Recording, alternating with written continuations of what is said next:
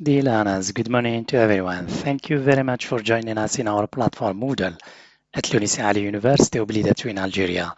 Today we are going to present our third lecture titled What is International Finance? So I have divided my third lecture into the following elements as follow. What is international finance? What are the features of international finance?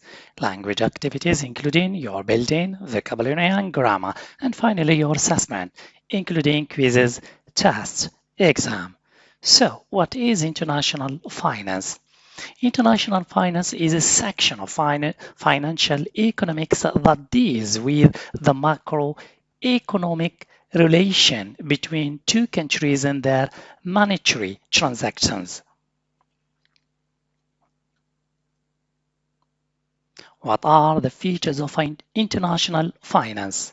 The features of international finance are, for example, transmitting capital, proper money utilization, cross-border payments, international banking, trade, finance, and finally, efficient economic management.